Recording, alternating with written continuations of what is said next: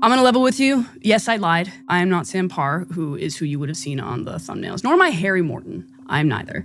Instead, I'm the producer. I'm Jackie. I've been involved in every single episode right from the beginning. So you could argue maybe I'm just a little part of Sam Parr, or a little part of the Parr that you love. I have told Sam things to ask. I have told Sam things to say. Sometimes he says no, but a lot of times he said yes. So there's a part of Sam that you like. That's just me. So please hang on for a little bit. I wanted to do this episode because we've now done 50 episodes and a lot more pre-interviews than 50, which means I've talked to a lot of people and I've written a lot and I've done a lot of research on Moneywise and the topic of lifestyle and wealth. And I think that there is something that I need to correct. In the first episode, the very first thing that we ever did, the pilot with Ankur, we answered a question of how much money do you need to be happy? Like, at what point does money stop making you happy? And we found an answer for that. However, I think we were wrong. And today, I want to give you the right answer. You may have already picked up on this, but I myself am not wealthy. I am, in fact, an average person. But I've interviewed probably over 100 wealthy people now because we don't actually select every single person that I speak to before we put them on the podcast. And there's a lot of patterns that you might not even know that you have. And so I think the perspective of somebody who's not wealthy is quite valuable. So I'm going to go back inside and never record outside again because this is horrible. But please just keep listening. So that number that we were searching for in that episode, we called the happiness threshold. And to be fair, the conclusion that we came to was that that threshold wasn't a number at which you could accumulate money and be happy. Like, obviously, the accumulation of money or just having money alone wasn't going to make you happy. It's never going to make you happy. But it could be a tool to make you happy. So there technically still is a threshold at which that amount of money that you have can stop making you happy. And I think that's wrong. It's not entirely correct, at least. Here's what I believe now. Nothing you can do with money will make you happy. And I know that that sounds like hard to believe because there's so many arguments. And I'm going to try and pinpoint every single one of them and make you believe me by the end of this. But I swear, this is important. What it can do is remove things that block happiness. And when you start to see it that way, when you start to see it as not an additive thing, but something that can subtract things that are in the way of happiness, everything changes.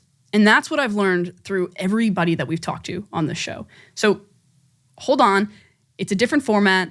I feel like I gave you a lot of information, but there's a lot more coming. And the conclusion is not nearly as important as the way we got there. So hang on. So first, I want to acknowledge that there is a number. It's just not a happiness threshold. And the question that we asked that day, we didn't actually answer. We kind of answered a different question. And now we have a ton more answers, by the way, so we're going to get to those at the end of this because it's actually quite interesting to see how much money people feel like they need for what we're calling their freedom number, or as a lot of people on Moneywise have called it, their fuck you number. And that is the number at which you reach a point of financial freedom where all the things that could potentially block you from being unhappy can be solved. However, I will caveat that there is a point where having more money starts to detract from your happiness. So it's still subtractive. Yeah, look at that. We'll get to that. So hang on a sec. In that first episode, by the way, Ankur, this is what he said. If I were to guess, the number is probably, $10 million, maybe a little bit more. I think you and I were chatting. I know some people who, especially when they become parents living in New York City, they're making $500,000 plus a year. They still don't feel like safe or that like they have enough to live a comfortable life. So in New York, I do think the threshold is high. I would say maybe $10 million is sort of the like, I'm good, but potentially even a little bit more. And this is what Sam said. I think for me, that threshold is probably $25 or $30 million a year. And now we have a ton more answers of what that number is, and we will share that with you. But the freedom number, the fuck you number, that's not what this is about. So I want to go back to that study that we referenced in the first episode. And it's also a study that's referenced in a lot of places where these conversations are happening. It's the 2010 one that says, after $75,000 a year salary, happiness doesn't really come from money anymore. It stops moving the needle. And 2010, so that's $110,000 in today's dollars. So $110,000, that's all you need. After that, happiness doesn't change. We disagreed with that. And so did people smarter than us. Other research said that geographics matter, so where you are in the world. However, the worldwide average that they came to was still 120, which is not actually that different from that number. But that refers to overall life satisfaction. They did still say that between 75 and 95 is what you need for like everyday happiness, everyday joy, the little things. That study, by the way, also pointed to the bell curve, which is what I already alluded to, the point at which money actually starts to do the inverse. It starts to detract from your happiness. The debate kept going, and in 2021, another study came out that said, actually, no, that number doesn't exist. There is no limit. And they were researching with people from up to like $500,000 a year salary. So it's not like millionaires being researched. They found that even at 500, the level of happiness that people got from the money, or at least the power from it, or whatever, it still kept going up. And now for the ultimate study plot twist. Yes, for all of you nerds who care about studies, and we're hoping for a plot twist with studies, and also are now having a hard time hearing the word study and recognizing it as a word. The researcher from that first study that kicked it all off, and the one from the most recent study that I just mentioned, they got together and they formed a Justice League of sorts, a Suicide Squad, a club. They got together and they decided, hey, we're both right. Basically, they got together, they did a bunch of sciencey stuff, which I'm assuming test tubes, some bolts, maybe some pigs, that kind of stuff. And they decided that actually, money doesn't stop making you happy if you're already happy. So yeah, if you have like issues like trauma or mental health issues, PTSD, any of that kind of stuff, if you have money up to $100,000, apparently, that can change things for you. That can make you a bit happier. But if you have those issues and you have more than that, your happiness is going to plateau, because those issues money can't fix, which actually kind of helps prove my overall point that I'm going to make shortly. This is where I'm going to make things a little complicated, so please just go with me for this, because I promise you it's going to be worth it. Yes, what they said is right. I mean, it's technically true. They did a lot of sciencey stuff, like I said, the tubes and whatnot. Although I interviewed a lot of people, okay? But what I think needs to happen is we need to reframe the whole argument, the whole situation. Because if we don't, that leaves a lot of room for bad conclusions. And that is what I've learned is the most important thing when it comes to wealth and happiness. So I'm going to say this without any science research or whatnot to back this up. And you're going to believe me. Money cannot make you happy. Full stop. So I'm going to start with a rebuttal here, because I know that you're thinking this. And it's fair, because it's literally what we said in that first episode and what I've already said in this episode. And it's that money is a tool. Therefore, it can make you happy because it can buy things or do things for you that bring you happiness. But the thing is it's not actually that. What money can do for your happiness is it can remove things, like I said. It's subtractive. And I think that that's like very important framing. So I'm going to use that word a lot. It'll be like studies. It's going to start to sound weird. It can remove things like stress or debt or time scarcity. It can remove. It cannot add. I know that that's a little black and white, and this whole thing is actually quite nuanced. In fact, in a little bit, I'm going to argue that money can actually add stress to your life, so it kind of detracts from what I'm saying. But listen, forget about that. I'm the one with the mic, so I get to say these things as fact. And you can comment and say things like you're wrong and you're probably going to be right. But this is important. The reason that I'm framing it this way is important, and I haven't got to that yet. So hang on before you say, oh, what the heck is this person doing? They interviewed 65 people and now they think they're an expert. A little bit. But no, the framing here is the most important thing. And that is what is going to ultimately be the most valuable. But before I get to that, I'm going to first crush the argument that money can buy experiences that will make you happier. To be fair, money can buy you things that are cool and make you feel good in the short term. Like, I don't know, I love going to amusement parks. So if it could buy me a fast pass lane and then I could get on a bunch of rides, I'd feel really good. That'd be a happy day. So yeah, that would make me happy. But that's not general lasting happiness. That's not overall life happiness. I know that moments matter and they add up, and moments are what make life. So, if you have bad moment after moment, then your life is going to be unhappy or bad. But still, you have to think about what's at the core of the things that are making you happy. It's being with people you love. It's being connected to a community. It's doing things that feel purposeful to you or feel like you're having an impact that you're proud of. That's the real stuff. That's the good stuff. And none of that actually requires money. So you might have problems that prevent you from doing those kinds of things. Like my family is in Canada and I live in Europe, and I have to fly all the time to be able to see my nieces and my nephew, who are the cutest little children in the whole world. And it makes me so happy to spend as many minutes and seconds as I can with them. I need money to do that. But me being away from them is the problem that money is solving. It's the barrier that money takes away. It's, again, subtractive. What it can't do is make me feel the way that I feel about them by being there with them. Money can't make a deep relationship with somebody that you love. It can't make you passionate about a project or a hobby. It can't create those emotions. You cannot exchange any amount of money for those kinds of emotions.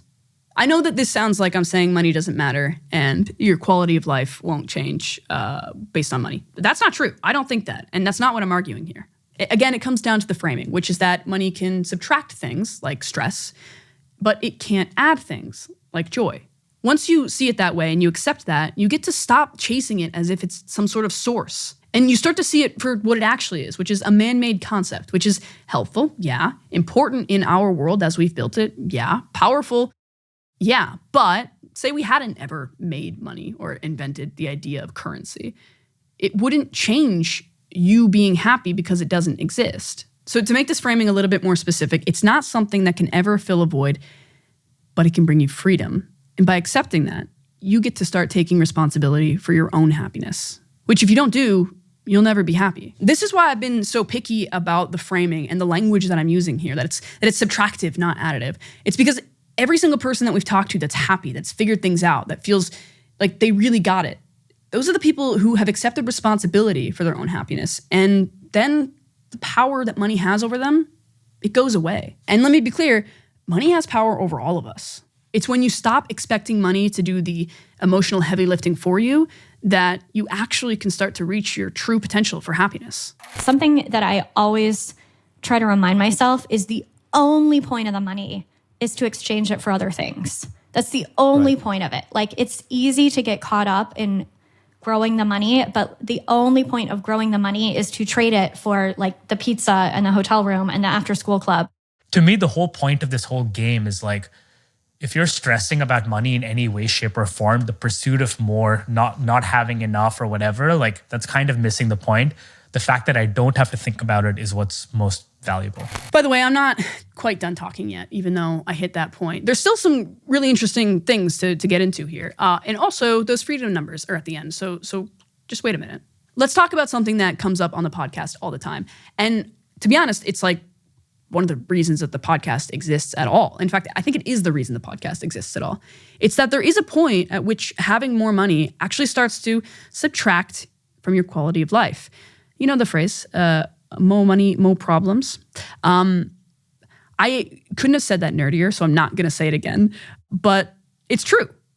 I'm going to do a study for you again. There was a 2018 Purdue study that said that people with higher incomes actually started to have lower satisfaction in life. The reasons being things like you start comparing yourself to other people in bigger rooms because you're being put in bigger rooms. You have more things, which adds more stress. We've heard that so many times on the show. Multiple properties is like multiple tax obligations, different types of things. It adds stress to your life. You start to worry about things like, are the relationships in your life genuine, or are people just after you for your money? There's a paranoia that actually does affect your ability to have deep connections with people in a negative sense. And then also, money exaggerates the worst parts of you. Yes, it can exaggerate the best parts, but it does exaggerate the worst parts of you. And there are people who maybe aren't prepared for the amount of money that they've come into, or just in general don't have the willpower or the ability to keep those parts down. And I've also seen that same money come through the family and do a lot of the things that money does, which is be consuming and create division and strain relationships and create addiction. Another thing that's important, though, I will say, is that when you're looking for money, when you're still trying to get more, when you're climbing that mountain to success, to feel like you are successful, that you are comfortable, when you are looking for that threshold number, the mountain just keeps getting bigger. My wife always tells me, if you make 10 million a year, then you want 50. You make 50, you want 100. You want 100, you want $500 million. You want $500 million, you want $1 billion. She's like, it's never ending with you. Sometimes I regret taking that first jet ride because like I had bought like a couple Rolexes and stuff before the exit, because I was like, okay, this is like what rich people do is they like, you know, you buy like a supercar, you get some watches. And I'm like, I don't even really like watches. I know what the number is now, but back then I thought it was 10 million. But now I really know what the number is. Whatever your current net worth is, it's one more zero. The only problem is as soon as you get it always is that. And so you'll never get there. That's a trap. That's actually called the Hedonic Treadmill. And it's when you keep kind of changing your quality of life, and then your expectations change, and then you change your quality of life, and then your expectations change, and then you change and it just keeps going. And I have another study for you. This one actually did study millionaires, so it's more relevant to you. It found that among people earning more than 7 figures, there were diminishing returns of happiness. That's not to say there wasn't any happiness, but the increase was just like tiny, tiny, and tinier depending on how high you went. That study didn't really actually see a cap. It didn't show the bell curve. So it kind of could be an argument to my argument. But what's actually important is not that. What is important is that it depended on how the people made their money. Basically, it found that people who made their money themselves, who worked hard for it, entrepreneurs, they were happier. And the people who maybe inherited their money, they weren't as happy. But I've got another take for you. And no, I didn't crunch the numbers and I didn't do the test tube stuff, but I think it's a good take. I think a lot of people, based on the conversations we've had and just in general, who are building wealth, who are trying to chase things, it's because they have a gap in their life that they're trying to fill, or a chip on their shoulder even. And that is something that is difficult because you feel a lot of satisfaction while you're doing the chase. But you find at the end that it wasn't the money that you were after, it was the feeling that you were getting while you were doing it. And that's something that basically every single person that we've talked to who has exited says. So it's actually kind of ironic that having that trait while also making you like maybe less satisfied with the money at the end is what makes you make the money in the first place. Because it also just means that you could have $100 million and be the happiest person in the world if, the reason that you got to that 100 million isn't because you were searching for something. Or maybe you were and then you figured it out later. But it's messy. Speaking to entrepreneurs specifically, or, business people who have made their money in this path, the path that we usually talk about on Moneywise, there's obviously dangers and the things like the treadmill and all of those different problems that money brings. But there's something that's really, really important that I don't think that we've actually talked about enough. And it's hope. The thing that drives a lot of founders that we've talked to was always hope. I mean, it is. Everything that we do in life is we're hoping for good results. But when you're building and you're working toward that, you're not really seeing it as like, oh, this is the hope. This is the carrot on the stick. What you're expecting is that payoff is going to be worth it. And then when you get there, you get to that exit, you find that it wasn't, because it can't replace the feeling that you were getting along the way. That's when you realize that building was the good part and you start to feel lost. And it wasn't even necessarily that they loved the grind or they loved the work or whatever. It was that they loved the feeling, the hope, the anticipation. It's the promise of something more. And that something doesn't even have to be money. It can be respect or success, the way that you define it, meaning. But you don't get that. Pretty much every founder that we've talked to on the show has said the same thing, that after they've exited, they felt a deep sense of loss. And it's something that, you get advice. It's everywhere. But we all still go through the same thing. We all still think that maybe it won't happen to us. Maybe we'll feel okay. And that's because we're humans and we run on hope. Even if we know that the money won't change anything, there's still a little part of us, and you admit it, there's a part of you that says, it might be different for me. And that hope sticks around right up until reality proves otherwise. So when you do exit, you're not just cashing out. You're doing something way, way, way more monumental. You are trading hope for money. Hope can actually make you happy. Money, I hope that you're convinced by now that it can't. So if you have money and you're spending it thinking that it's going to bring you happiness, not only are you going to feel unsatisfied, you will also feel that loss of hope. Think about how many people say, if I could only just win the lottery, all of my problems would be solved. They live in a world where that could still be true. It's not, but it could be true. When you hit the jackpot, you have to live in the reality where that's not the case. Jim Carrey's got this quote, and I have to read it because I can't memorize it. He says, I think everyone should get rich and famous and do everything they ever dreamed of so they can see that it's not the answer. And I think that's actually a Jim Carrey quote, but who knows? It's the internet, and there's that fish Albert Einstein one, so let's pretend he did anyway, because it's a good line. The thing is, though, it kind of comes across a little insensitive, because when you have everything, it's easy to say, oh, yeah, I know, but that's not it, Because realistically, money can change a lot of people's lives. It can do a lot of things. In fact, Chris Cook talked about how just lending a little bit to his friends did a lot. I spoke on a podcast last month about this, and I just lost a bunch of friends. It was really sad. A bunch of people heard that podcast and have been messaging me this week saying how I lent them money when they really needed it, and it really helped turn their life around, and they've been forever grateful.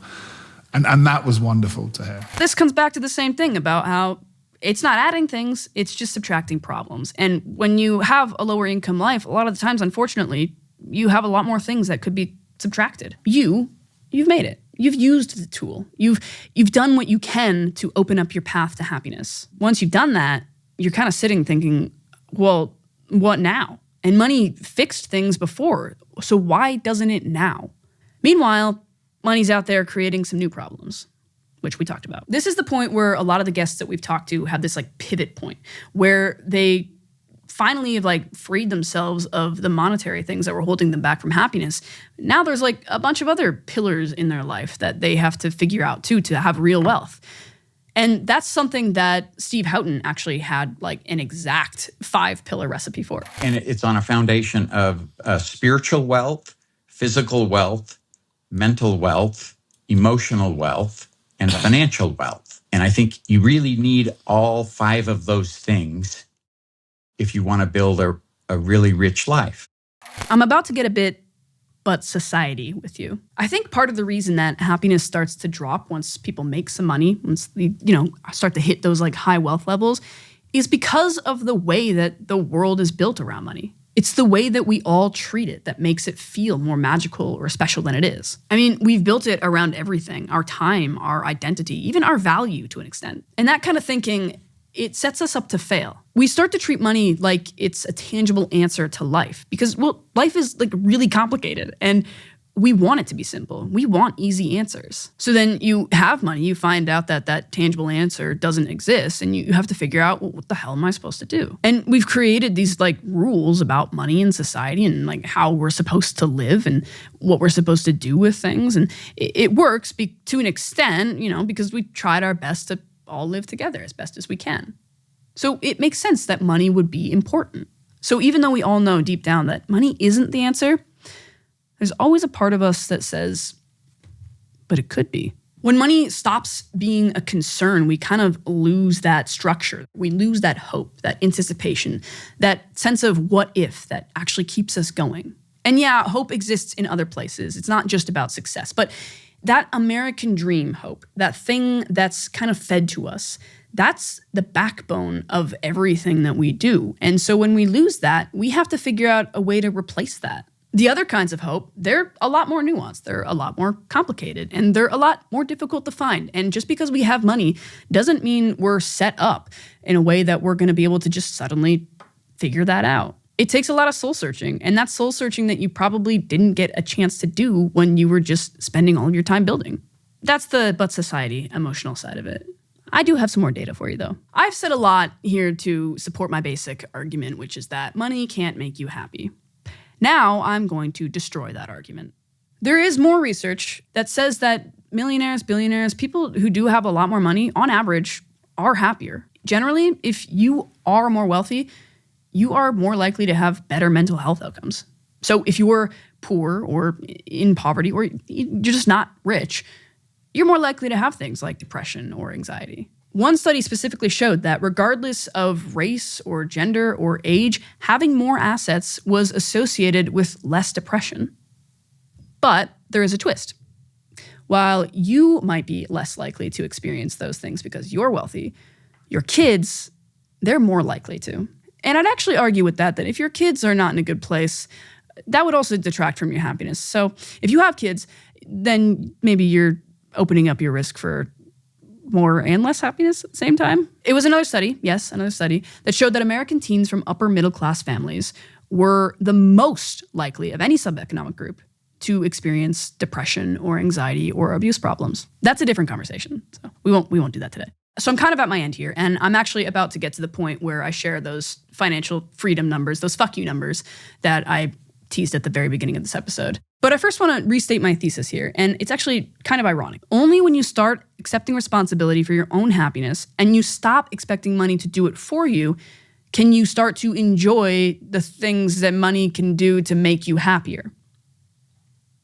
So now we come back to the original question that we were asking in that first episode, which was, how much money do you need to be happy? Or how much money will you have before you stop getting happier from it? The truth is, it doesn't exist. But there is a number that does exist. It's just not a happiness number.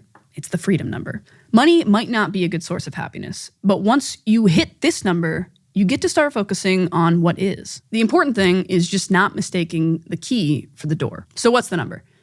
Well, it depends on who you ask. Montage. So there was like a lower level, there was 7 million on my lower level. And I just did some basic calculations of like, what is interest rate earning on 7% and what is inflation? And then what would sustain me? Like, what if I just need to buy my time at I was in rural Utah. So like, have a house, have like basics covered, and then have time to do it. And then you scale up to say, if I want resources to do a given thing, how much resources do I need?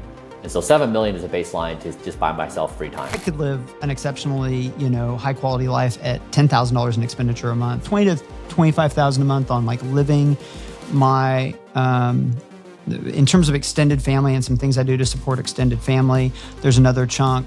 And then there's our giving. Last year, that was over $1 million for our personal giving. It really does connect to this quality of life thing. Like, giving is one of those few things where it's like, it increases your quality of life and it improves the world. I really honestly think like with $10 million, that's kind of like, that was my cliff for fuck you money. Your threshold was 10. I think so. Looking back, was that the right number? I think it's probably too high. Like, you think 10's too high? You think it could be even lower, 5? I think it could be even lower. I kind of went through that existential crisis of achieving my number and what I thought my number was. And what was your number that you originally set out? It changed. Originally, it was probably 20 million. And now it's still kind of that number, that 10 to 30 is essentially my baseline for liquidity. I like to stay... Your fortress of solitude. That's it, yeah. I had a financial goal to be able to live without working, basically. And I had a clear number that I always had in my head, which is if you have 5 million and you follow the 4% rule, you get 200,000 a year, which, is admittedly less than I just said we often paid ourselves total. But, maybe you also have your house paid off with this 200,000 a year. And either way, I've always found that like 200,000 is plenty to have a really nice life. That would be great if we had 5 million in liquid in investments. We can have 200K a year, just like free and clear to live off of. Oh my God, you're still here. It's the end of thank you so much. My name's Jackie. I'm the producer of the show, and this is a different format. This is something we've never done. This is an essay that I wrote based on everything I've learned from the show, from all the cool people I've got to talk to. If you like it, let me know, because I have other ideas and I could do way more of these. Not way. We'll get the actual podcast format in there as well, so don't worry. It won't take over. But if you do want to see more of these occasionally, let me know. If you think I'm wrong about everything, let me know. If you think I'm right about everything, let everyone else know. Also, this podcast was made for Hampton, the community that Sam Parr created for founders and people who are high net worth individuals who are looking to have these kind of conversations and to do these kinds of explorations in their life and get advice, both business, lifestyle, everything, from other people who are in the same situations in life. So if you're doing 3 million ARR or more, check it out, joinhampton.com. It's highly vetted. And there's a lot of cool people in there. I would know, not because I'm one of them, but because I've talked to a lot of them. Also, if you want to work with me, or potentially not me, but somebody who is like me, maybe taller, maybe a little shorter, check out lowerstreet.co, because we make really cool podcasts, and we can make one like this for you. Or if you don't like this one, then like the other formats of Moneywise that you do like, which is why you're here. I'm going to stop talking. My name's Jackie. Thank you again for your time.